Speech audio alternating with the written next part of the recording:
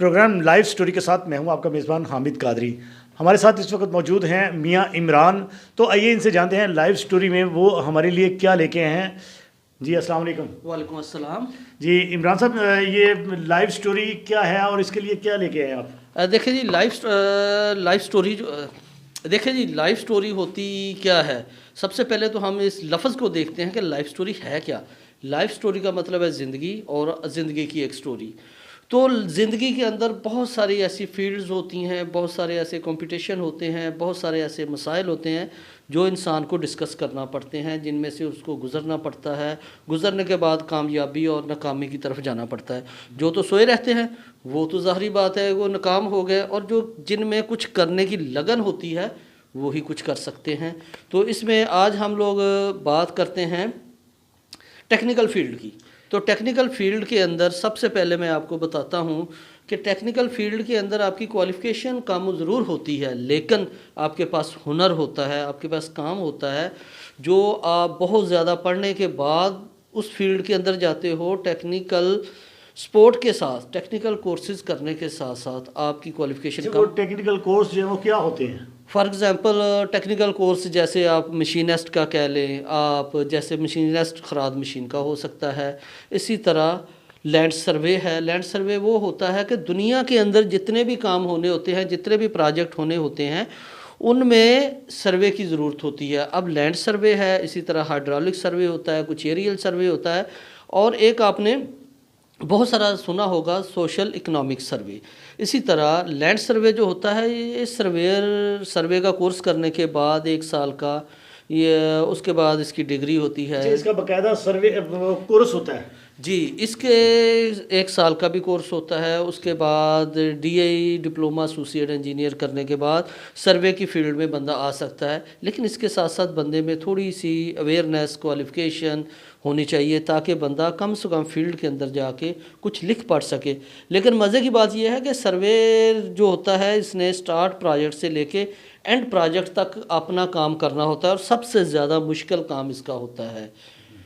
तो इसके लिए जो है सर्वेयर जितना वो ज़्यादा एक्सपीरियंस वाला होगा वो अच्छा, उतना ही हम काम लोग करेगा। डिस्कस करते हैं इमरान साहब कि टेक्निकल सर्वे, ये सर्वे क्या होता है और ये किस तरह किया जाता है? हाँ, देखिए जी, सर्वे जो है इसकी कैटेगरीज हैं। फॉर एग्ज़ाम्पल आप इरिगेशन का सर्वे करेंगे, आप रोड का करेंगे, आप बिल्डिंग का करेंगे, आप एरियल सर्वे, आप फोटोग्राफी सर्वे करना चाहते हैं। लेकिन मैं अभी आपको थोड़ा सा बताता हूँ जो मोस्टली हम लोग करते हैं, या जो फील्ड पाकिस्तान के अंदर चल रही हैं, वो लैंड सर्वे होता है, टोपोग्राफिकल सर्वे होता है, हाइड्रोलिक सर्वे है, इसी तरह इरिगेशन सर्वे होता है।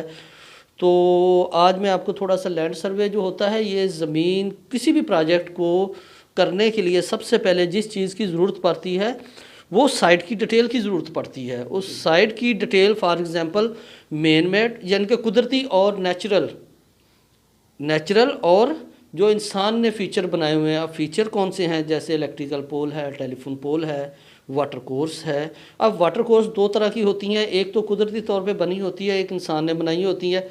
जैसे पक्के खाले हो गए, नालियाँ होगी, ये ड्रेन कहते हैं, या किनाल है, इस तरह के। और कुदरती वो होते हैं जैसे अल्लाह ताला ने हमें अता किए होते हैं, दरख्त हो गए और पहाड़ हो गए, इसी तरह कुछ और जो नदियाँ नाले, दरिया हो गया, नदी नाले हो गए। दरिया हो गए, इस तरह जो है ये कुदरती फ़ीचर होते हैं।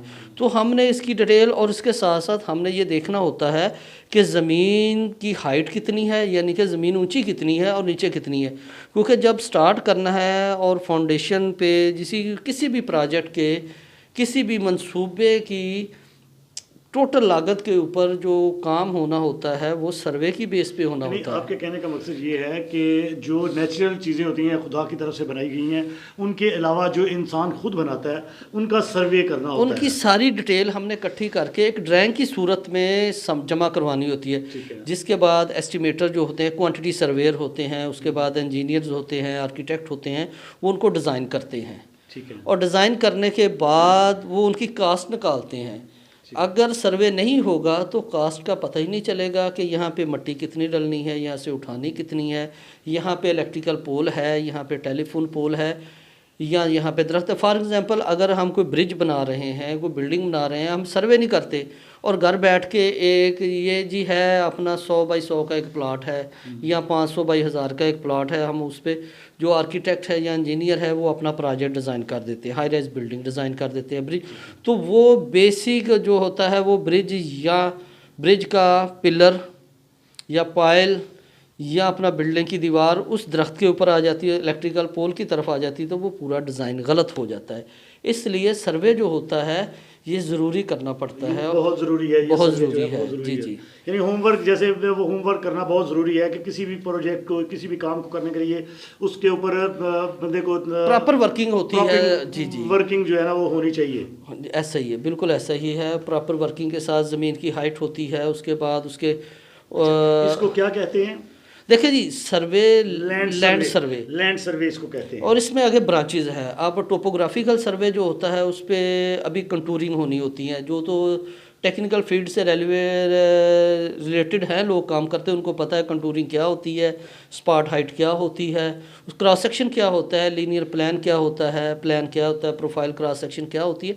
वो सारी एक बहुत बड़ी एक प्रोजेक्ट की सूरत, एक प्रोजेक्ट को करने के लिए ड्राइंगों की ज़रूरत पड़ती है जो इस लैंड सर्वे या टोपोग्राफिकल सर्वे की मदद से बनाई जाती हैं। ठीक है। तो ये थोड़ा सा इसका है अपना इंट्रोडक्शन। अच्छा, इसके जो कोर्स हैं ये कहाँ पे पाकिस्तान में हो रहे हैं? यहाँ पे जी पाकिस्तान प्राइवेट के तौर पर या सरकारी तौर पर हो रहे हैं? जी बिल्कुल सरकारी तौर पे हो रहे हैं। टेक्निकल कॉलेजेस जितने भी हैं वो लैंड सर्वे के कोर्सेज करवाते हैं। डीए प्राइवेट कॉलेजेस वाले भी करवाते हैं, उसके बाद गवर्नमेंट कॉलेज वाले भी करवाते हैं। इसी तरह जो लैंड सर्वे है ये गवर्नमेंट इदारों में होते हैं, बिल्कुल होते हैं। अच्छा, आप नए जो आने वाले हैं उनके लिए आप क्या सजेशन करेंगे? जो नए आने वाले सर्वेयर्स हैं मैं उनको यही कहूँगा कि आप कॉलेज के अंदर दिल लगा के पढ़ें। जब आप कॉलेज से बाहर निकलेंगे तो आपको बहुत सारी मुश्किलात का सामना करना पड़ता है और पड़ेगा, लेकिन ये नहीं कि आपको जॉब नहीं मिलेगी, जॉब मिल जाती है।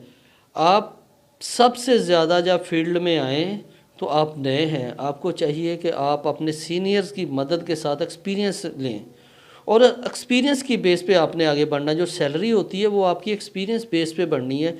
आप पढ़ के ज़रूर आए हैं लेकिन आपको फील्ड का पता नहीं है। यानी ये है कि आपको प्रैक्टिकल भी होना ज़रूरी है। आपका प्रैक्टिकल जब तक नहीं होगा, थ्योरी एक्सपीरियंस के साथ साथ प्रैक्टिकल हो। बिल्कुल, आप कॉलेज में थ्योरी पढ़ते हैं, प्रैक्टिकल 1-2 साल जब तक आप फील्ड में काम नहीं करेंगे आपको पता ही नहीं चलेगा, तो आप काम कैसे करेंगे? फिर आपकी तनख्वाह का इशू है।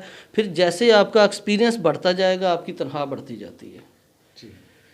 तो आप उनके लिए क्या कुछ हदायत या कुछ टिप्स देना चाहेंगे कि किस तरीके से आप उनको इसमें शामिल होना चाहिए?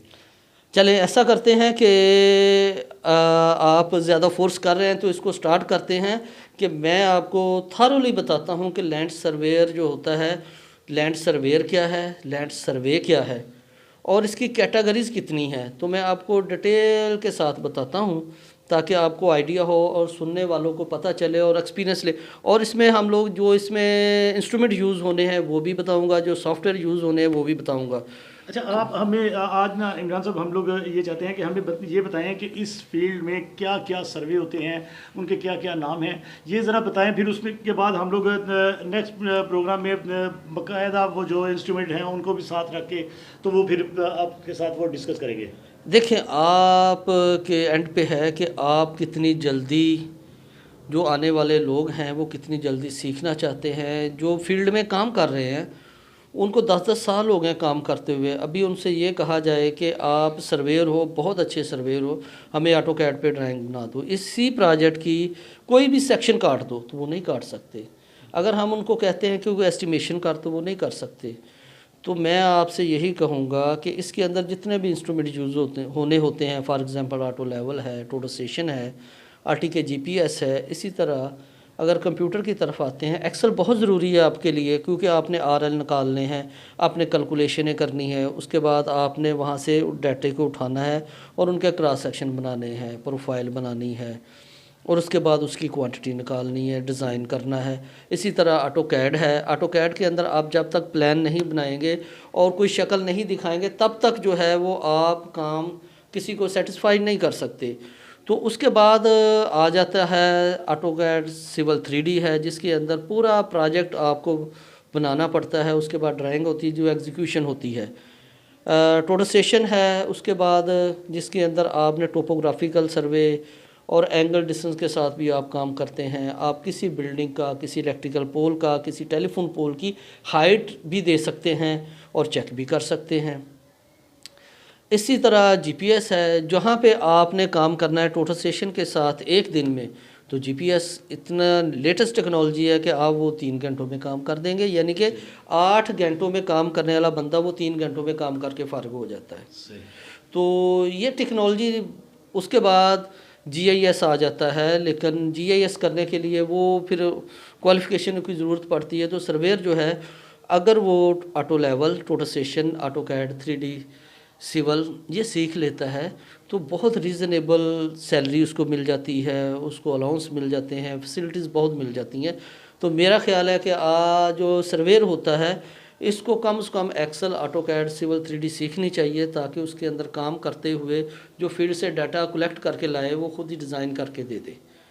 जी नाज़रीन, ये थे इमरान साहब। इन्होंने बहुत सी जो कोर्सेज़ के नाम लिए और अब तो ये मुझे याद भी नहीं है, लेकिन हम नेक्स्ट प्रोग्राम में इनके साथ बैठेंगे, इनके मुकम्मल एक एक पॉइंट को हम लोग लेके चलेंगे।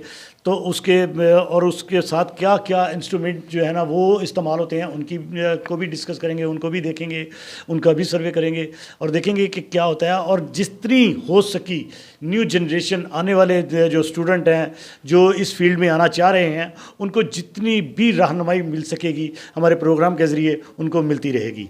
तो अब हम इंशाअल्लाह ताला नेक्स्ट प्रोग्राम में सारा कुछ डिस्कस करेंगे। और हम इजाज़त चाहेंगे इमरान साहब से। इमरान साहब का बहुत कीमती टाइम लिया और इनके साथ डिस्कस करके अगले नेक्स्ट प्रोग्राम का हम डिस्कस करेंगे कि वो कब और कहाँ किस वक्त टाइम देते हैं। तो इंशाल्लाह ताला हम लोग इस पे मुकम्मल फोकस करेंगे और बताएंगे कि इमरान साहब की रहनुमाई से हमारे जो स्टूडेंट हैं, जो नई आने वाली जनरेशन है वो इस फील्ड में आती है, तो उनको किन किन मुश्किलात का सामना है और किन किन सहूलियात के साथ वो इसमें काम कर सकते हैं और कामयाब हो सकते हैं। जी नाज़रीन, चलते चलते मियाँ इमरान साहब से हम एक और फेवर लेते हैं कि अगर मियाँ साहब ये बताएं कि अगर कोई हमारा स्टूडेंट, कोई दोस्त, कोई साथी आप ये सीखना चाहता है तो आपसे तो क्या आप सिखा देंगे? जी ऐसा है भाईजान कि मैं पिछले को 20 साल से पढ़ा भी रहा हूँ, सिखा भी रहा हूँ और बहुत सारे लोग मेरे पास आते हैं सीखने के लिए। तो कोई इशू नहीं है, आपका कोई क्वेश्चन है, आप आना चाहते हैं, इंडिविजुअल आना चाहते हैं, आएँ, मैं आपको सिखाऊंगा, बिल्कुल सिखाऊंगा और बेलौस सिखाऊंगा। जी नाज़रीन, देखा आपने कि मियाँ इमरान साहब ने कहा है कि मैं बेलौस, कोई अगर सीखना चाह रहा है तो मैं बेलौस उसको सिखाऊंगा। इसके अलावा अगर आपका कोई भी क्वेश्चन हो, कोई भी बात हो, कोई पूछना चाह रहे हो तो हमें इनबॉक्स में हमें कमेंट्स करें और पूछें, हम बिल्कुल आपको बताएंगे और इमरान साहब की भी खिदमत हासिल करेंगे। जैसे उन्होंने कहा कि मैं बेलौस आपको सिखाऊंगा, तो इंशाअल्लाह ताला आप आएँ और इनसे रब्ता करें। इनके साथ रब्ता करने के बाद अगर इनसे कुछ सीखना चाहते हैं तो भी सीखें। और नेक्स्ट प्रोग्राम जो है उसमें हम मुकम्मल तौर पर जितने भी इंस्ट्रूमेंट हैं वो सारे पास रख के सारा कुछ दिखा के और एक एक पॉइंट के साथ डिस्कस करेंगे। बहुत शुक्रिया।